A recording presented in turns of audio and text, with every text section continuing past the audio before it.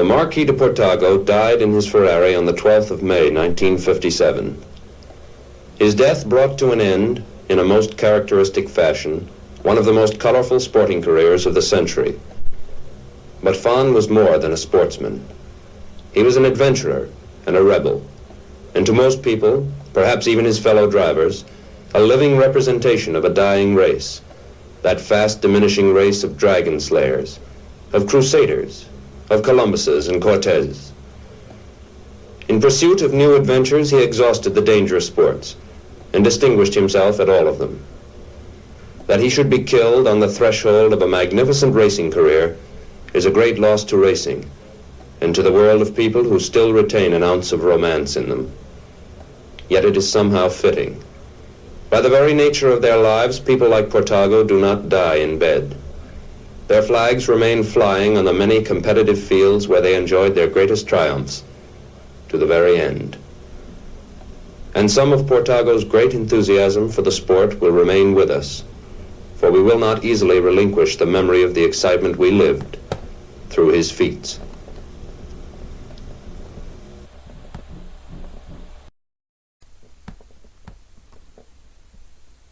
At motor racing, he was a newcomer, 3 short years, yet he had already gained a seat on the official Ferrari team.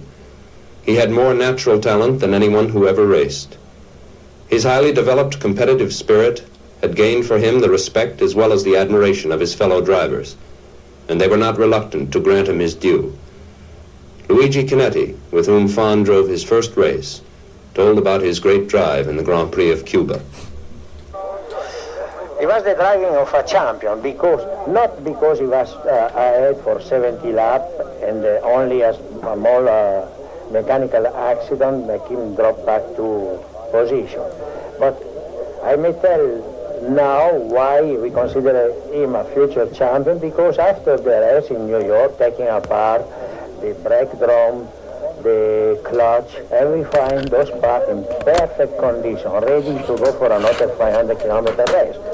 And when a driver may afford to go around at such a high speed like Portago in Cuba and finish with a, we may say, a brand new brake, is because he has the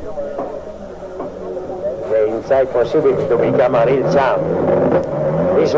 His car is here now, using practice, is efficient as when he was new. And we watched Portago since Caracas, 1955, 56, and this has steady improvement. He listened a lot. Now he's not a wide driver like he was used to be 2 or 3 years ago. And now, especially following a good driver like Fangio Sterling Moss, he find out the truth is with Fangio. And so he's trying very hard to not only to copy Fangio, but if it's possible, science is very young, to improve. And Marquis de Portago has easy 10 or 15 years more to go, and for sure one day he's probably the world champion. Very, very sure. You think that someday he will be world champion? Yes, absolutely. The truth is with Fangio, a fitting motto for any aspiring driver, and Portago had learned this. Fangio himself, a taciturn man, slow to praise undeservedly, took notice of Portago and gave a frank and prophetic opinion before the Cuba race. Portago himself conducts the interview.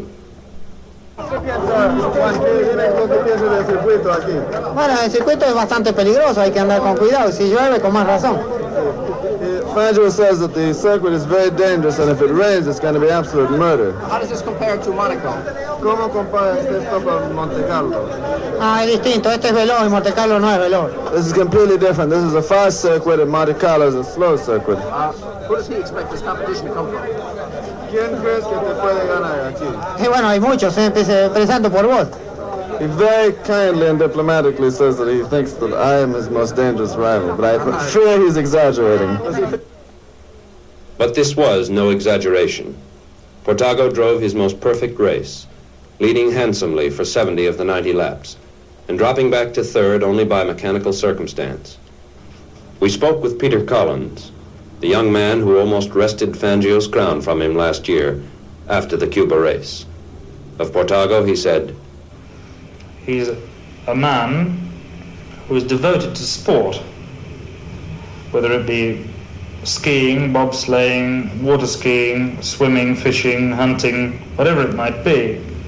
But as far as motor racing is concerned, he's got a tremendous enthusiasm, a great deal of ability, and as soon as he learns how to moderate his ability with his ability, in other words, he knows how to drive well and fast, but he does tend to go off the road, in my own opinion. I don't know. I mean, he obviously won't agree with me on this, but he does tend to fly off the road, and you obviously can't go off the road and win motor races.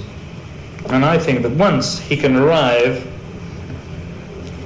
at a decision, which can only be with himself, that he will drive slower than he wants to drive, and he knows he can, and stay on the road and become reliable, then he'll be one of the best drivers that there are in the world today. I hope that he continues to drive like he did today, because, in my opinion, on his form today, if he goes on driving like that in sports cars and in Grand Prix cars, he'll be up among the world champions tomorrow. Sure of it. Count von Trips, one of the brilliant newcomers to racing, supported Collins's opinion. Oh, look, Portago is very bold, and he's going for things where you must dare very much, and so he started horseback riding, and then he went up with bobsleigh, and then he started racing, and he started it just the way, you know, sit in a car and go as fast as possible, and if he even turns over, and so he wouldn't mind. And out of this, in the first time, everybody said, oh, he is not good, because he's too rough, he ruins the car, and he will turn over, and things like that. And nobody, and even the factory always put him as second driver, because they said, no, we are afraid.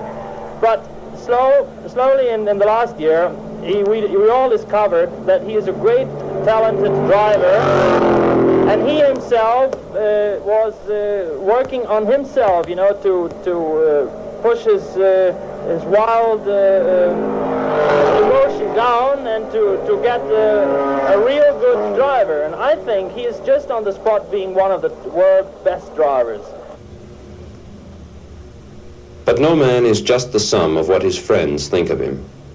And Portago, because he was a spectacular and colorful personality, was many things to many people. He died in the pursuit of a career to which he had given all his time and energy, and that great competitive spirit which made him what he was.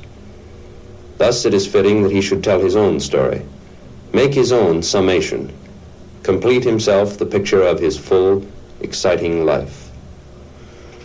Well, what I told you, I used to ride horses all the time. It was a full-time occupation. I used to race a lot, and I was leading amateur rider in France for 3 years. And I went away for a couple of weeks, and when I came back, I found I'd put on 14 kilos. And there are many ways of losing weight. I think Ruby Rosa and Ali Khan have the best way, but I'm married, you know. And I tried practically everything, couldn't lose any weight. So that was the end of my riding career. And at that time, a friend of mine had been doing a little automobile racing, and he got me interested in it. And I think I went to the automobile show with him and met Chinetti, who asked me to come and drive, as he called it, in the Pan American. What it really involved was sitting next to him while he drove. And I was naturally very frightened, but I thought it had a charm all of its own, and decided to take it up as a career. What kind of a ride was that? Well, Luigi is a very safe driver, but I remember that they give every driver a booklet at the side of the race, and I remember being handed the booklet, and I was trying to find some place to put it so it wouldn't fly out of the car. And we were just going down a straight, and Luigi had a bump, and I remember going straight up into the air, and I don't know how I didn't fall out of the car. And from then on, I just remember holding on as hard as I could to whatever I could find to hold on. And I was terrified. I think anybody who sits next to a racing driver is terrified during a race. very unpleasant. That was 5 days of that. No, fortunately it was only 2 days. The car broke down on the second day. That was my first experience.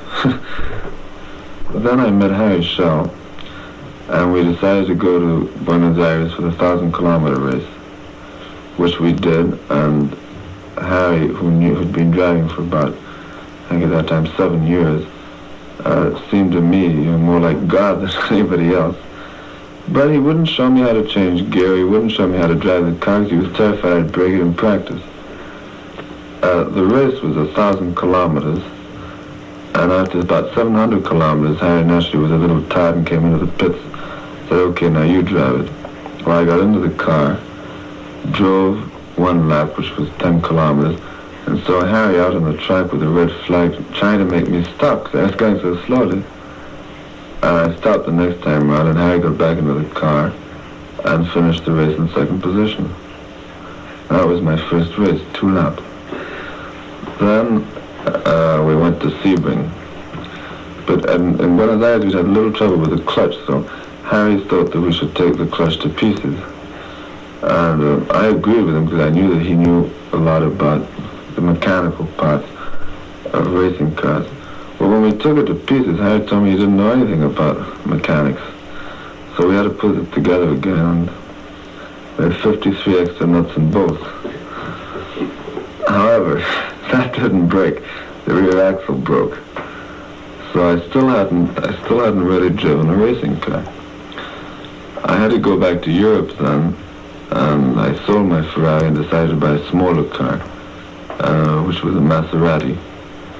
And the chief mechanic at Maserati's, Bertocchi, spent an entire afternoon teaching me how to change gear. So at last I knew how to change gear. Then I went to Le Mans in 1954 and drove with Talo Tomasi. This was my first race. We drove for 12 hours before the car eventually broke down, like all Maseratis, at 4 o'clock in the morning. Then I went to Metz with a Maserati where I won my first race. After that, we drove at Reims in the 12-hour race. I drove with Louis Chiron, and we broke down 20 minutes before the end. We were leading our class. So I thought, well, that's enough of the Maserati. So I sold the Maserati and bought an Oscar. Went to the Grand Prix of Germany with it and turned over on the 5th lap. This was my first serious accident. After that, I sold the Oscar and got a Ferrari. And since then, I've only driven Ferraris. I went to the Pan American race in Mexico and broke down after 200 kilometers. I knew the course very well. Roberto Mieres, the Argentine driver, and myself had done 12,000 kilometers driving up and down the roads. So we knew the whole course from start to finish. I did 200 kilometers during the race and he did 180.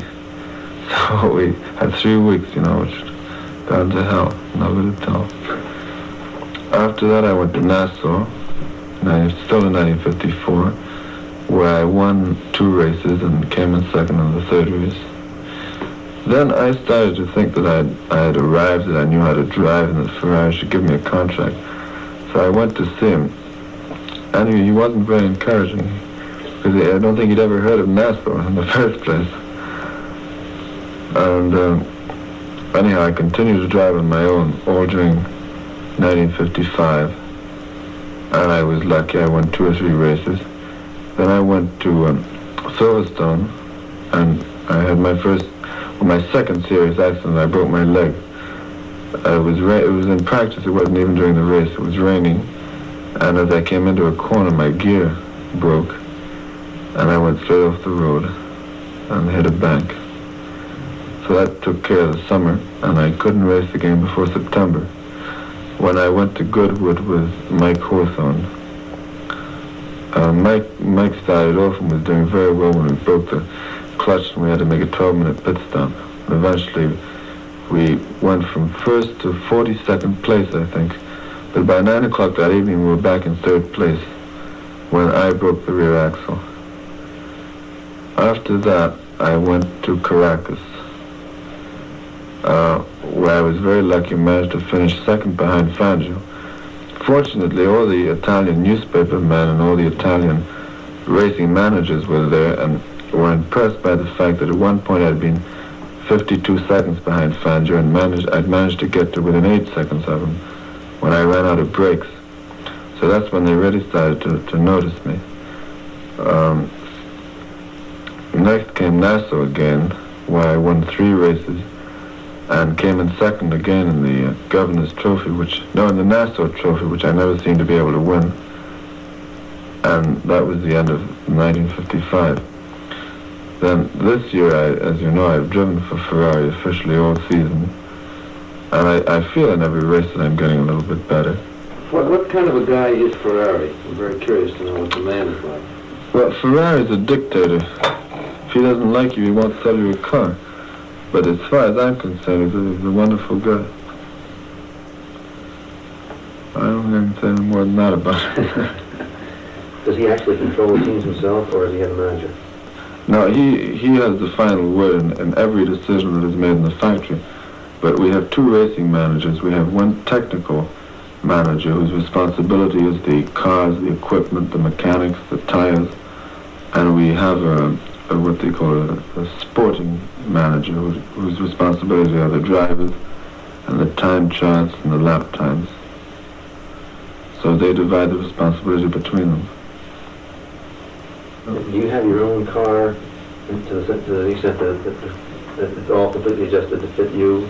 No, theoretically, Fangio has the first choice of any car. Say we have 4 cars in a race. Well, Fangio is the fastest driver. It's only normal that he should have the first choice. This year I was the 4th driver, so I didn't have a choice. But I usually got a pretty good car anyhow. Because the 4 cars aren't obviously not exactly identical, but they're pretty close to one another. The maximum of, say, 5 horsepower difference between the most powerful and the least powerful. The only way I can tell whether a car is good or not is by my times.